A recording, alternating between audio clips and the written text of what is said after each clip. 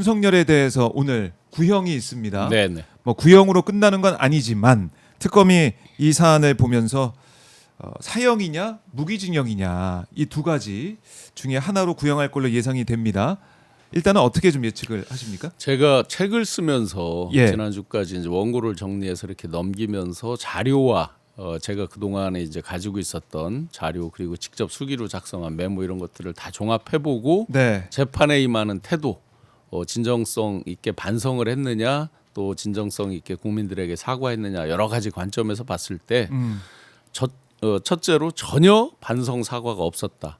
네. 둘째로 이들이 변명하는 것 중에 보시면 뭐 겁만 주려고 했다 말도 안 되는 소리고요. 몇 시간 만에 해제됐다. 자기들이 자발적으로 해제한 게 아니잖아요. 죽은 사람이 없다, 사상자가 없다. 결과론적인 얘기잖아요. 그렇죠. 민주 시민들, 국민들 특히나 이제 국민을 대표하는 국회 여기서 효율적으로 효과적으로 대처가 안 됐다고 한다면 결과로는 굉장히 많은 사상자가 있을 수 있는 거잖아요. 네. 등등 그리고 마지막 이제 전두환과의 차이점은 내란 목적 살인, 전두환은 내란 목적 살인이 있었거든요. 사형이 구형됐고 96년도에 79년 80년에 있었던 일이지만 96년에 전두환 사형 노태우 무기징역이었단 말이에요. 구형 자체가. 그런데 내란 목적 살인은 없지만 살인 미수란 말이에요. 실제로 자기들이 자발적으로 해서 거둔 게 아니란 말이죠. 그렇죠. 자기들은 뭐 그렇게 해서 금방 그쳤다고 그러지만 또 2차 비상계엄을 하려고 했던 사람들이잖아요. 사실상. 네, 네. 그렇게 본다 그러면 사형을 구형하지 않을 이유가 하나도 없다. 뭐 개전에 정이 있어야 조금이라도 봐줄 여지가 국민들 마음속에 생길 만한 일을 한 게 없다. 특히나 방청석에 방청하는 그 자기 지지자들을 보고 하는 그런 오만한 태도는 네.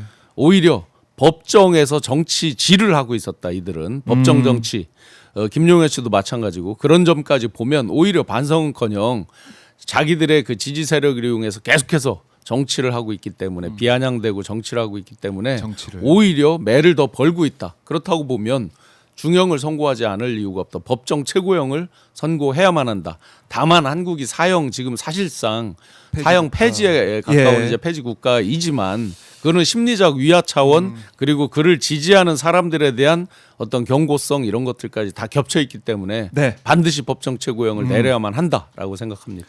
오늘 구형도 사형이 구형이 돼야 되고 네. 선고도 사형이 선고가 돼야 된다. 이렇게 보시는 거군요. 봐줄 이유를 찾으려면 뭐 반성의 여지가 반성을 있다든지 하고. 솔직하게 뭐를 인정을 한다든지 이런 게 전혀 없고 특히 법정에서 이런 말도 한 적은 있어요.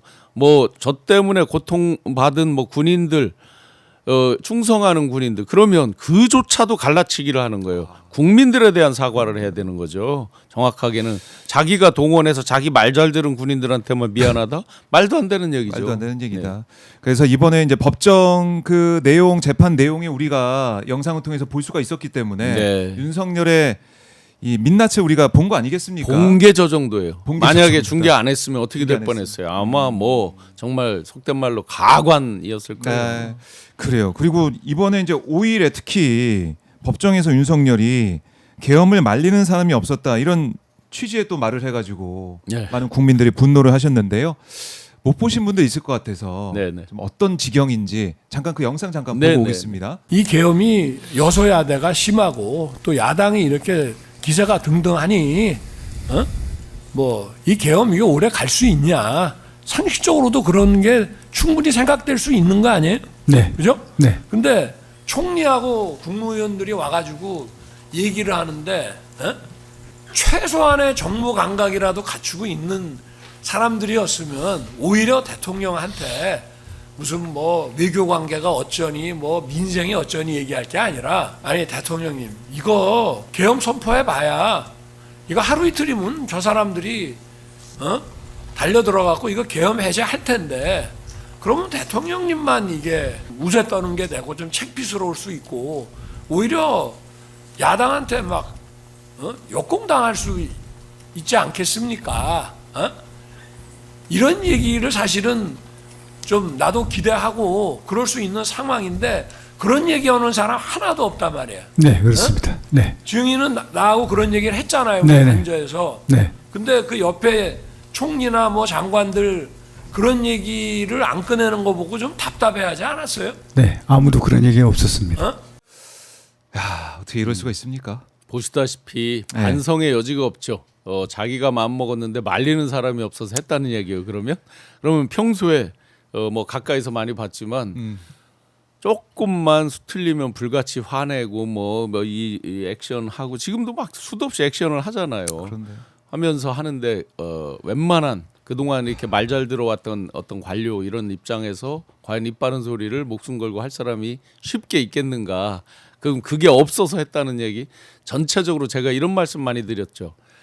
어떤 확신범이나 굉장히 뭐 상황 판단을 잘못해서 뭐 정신적으로 문제가 있고 뭐 네. 이런 얘기들을 많이 하잖아요. 지금 저는 전혀 아니라고 봅니다. 전혀 지금 이 사람이 상황을 전체적으로 알고 있고 계속해서 그거를 지지자들의 기대에서 상황을 호도하면서 정치를 하면서 빠져나가려고 여전히 잔머리를 굴리고 있다. 네. 제가 본 모습은 계속 그래 왔다. 그래요. 뭐 김영현도 변호인을 통해서 이게 답이 이미 정해진 재판이다. 나는 뭐 두렵지 않다. 최선을 다해 끝까지 싸워달라. 자유애국 시민들이 용기 얻고 계신다. 이런 입장을 전달했다는 겁니다. 그게 바로 결국 법정 정치잖아요. 정치. 그대로 정치 메시지잖아요. 김용현 씨도 처음에는 여러 가지 생각이 있었을 거예요. 근데 가면서 보니까 사형 아니면 무기징역에서 벗어나기 어렵다. 네. 뭐 사형 아니면 무기징역 아니면 무죄가 돼야 되는 거잖아요. 그렇죠. 벗어나기 어렵다는 걸 알고 어차피 이판사판이 됐어요. 그 속에서 윤석열은 계속해서 머리를 굴리면서 자기만 빠져나올 지금 궁리를 하고 있다. 그럼 자기가 결심 안 했으면 되는 거네요. 그러니까요. 네. 이 영상을 보면서 이 영상 하나로 짧은 영상이지만 지금까지 있었던 법정의 그런 공방 그리고 어떤 구형이 필요할까 또 어떤 선거가 필요할까 여기에 대해서 많은 분들께서 아마 평가를 하시고 생각하실 것 같습니다. 네. 엊그제 보니까 전한길 씨가 장동혁 씨랑 뭐 조건부 3가지 뭐 조건부 지지 선언하면서 구형의 가이드라인을 얘기하던데요. 사형을 그러면 구형하란 말이냐 하면서 얘기를 하던데 이미. 그래요. 자 그리고 속보가 들어왔는데요. 윤석열 대통령의 이제 이 구형이 있을 결심 공판 이제 뭐 시작이 된 상황이 됐고 8명이 다 오늘 얘기를 합니다. 최후 진술하는데 주기현 판사가 어떤 얘기를 했냐면 충분히 시간을 주겠다고 했어요.